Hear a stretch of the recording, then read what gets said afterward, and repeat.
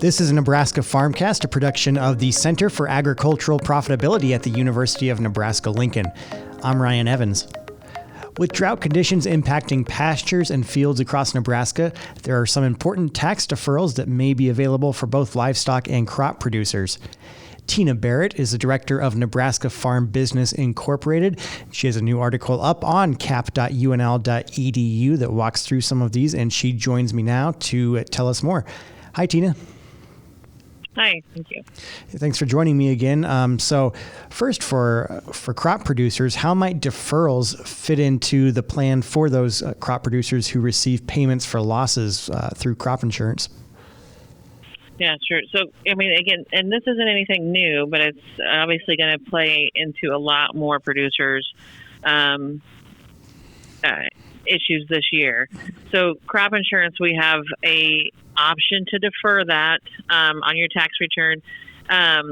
You just need to, there's a few rules you have to follow. You have to be a cash basis taxpayer. So that covers like 97% of the farm tax return. So that's most everybody.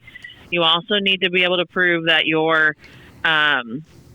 would normally sell your crop in the year following production.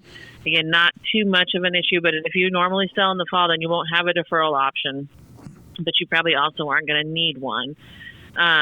And so then the bigger thing, and that'll probably impact more people this year, is that it's really an all or none election. And so we either have to defer all of it or recognize all of it this year. We can't pick a number to defer. And so with the sizes of crop insurance checks that are expected this year, that could be a real tax planning challenge for a lot of producers. And so we do have to be aware of that. Great. And on the livestock side, what happens with a 1-year deferral for livestock producers? What are the qualifications there? Yep. So we have an option to do a 1-year deferral on either feeding livestock or breeding livestock. And so if you had to sell your calf crop at weaning and you normally hold them until January, we can go ahead and defer that. There's some calculations, so it's not a matter of, on that one, the amount that you receive, we can defer. We have to calculate up what your average sales have been, and you can defer that much of what you normally defer in the next year. And that works, again, for that calf crop, as well as if you have to cull early or cull the entire herd because you don't have any feed for them. There is a 1-year deferral option for either one of those if that fits into your needs. And there's also a 4-year deferral option that might be available for some producers. So what's important to know about this? Yep. So the 4-year deferral option is only for draft dairy and breeding livestock. So the calf crop is not going to be eligible for a 4-year deferral. But what happens is if that drought continues and it's not feasible to replace next year, you can continue to defer that up to 4 years. And so it was probably about 10 years ago when we got the option that after that 4th year, if there's still deferral or if there's still drought, you can actually take that income and invest it in a different type of asset. Up until that 4 years, beef cattle have to be replaced with beef cattle. After the 4 years, you could potentially replace that beef cattle with a tractor if that made more sense. So that long-term drought, but could give us that kind of option. But again, if you don't replace them after the 4 years, either with additional animals or a different asset, then you have to come back into this year to recognize that income. So we want to make sure we're careful on that one. But it is an option out there if it still doesn't look feasible in 2023 to replace those breeding animals.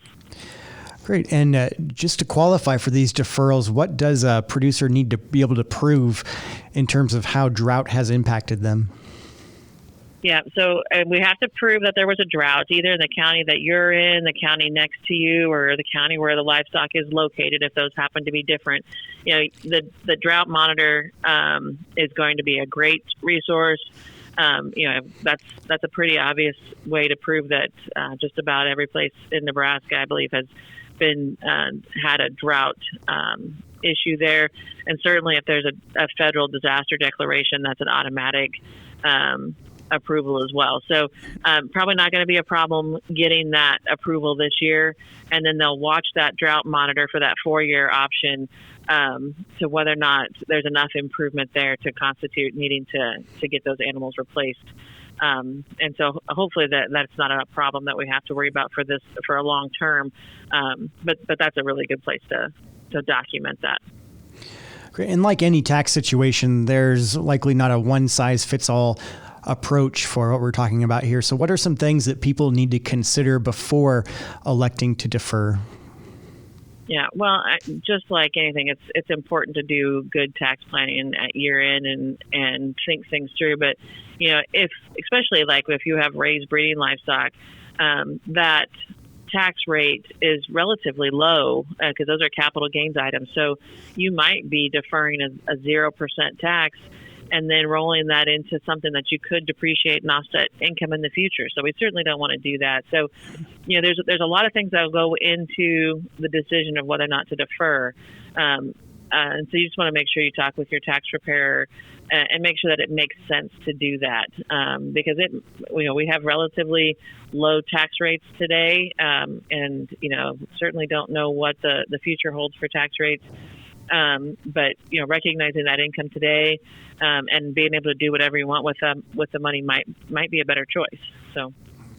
Great. And anything else to keep in mind for listeners? Any parting words of advice for people listening here in this year where so many people continue to be impacted by drought? Yeah. I think just if there's probably been a year that tax planning has been most important, I think this is going to be a big one. And maybe that's even doing early tax planning as early as now and then doing a follow-up later. We've got a very large carryover crop with a high value that most people are not used to. It could have a very large impact from crop insurance and still have high crop values for the crop that you were able to raise. So there's just going to be a lot of variables that are not normal in 2022. So I think doing that tax planning and maybe even doing it early is going to be the best thing that you can do to manage your tax bill this year. All right, that's Tina Barrett, Director of Nebraska Farm Business Incorporated. Again, you can find out more about what we've been talking about here in this episode of Nebraska Farmcast on our website at cap.unl.edu, where Tina's new article on tax consequences to drought is up there, and you can take a look and dive in further. Tina, thanks as always for the great information. Happy to be here.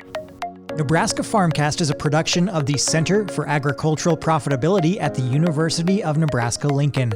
For the latest research-based information and education resources to manage your farm or ranch operation, visit our website at cap.unl.edu. That's cap.unl.edu.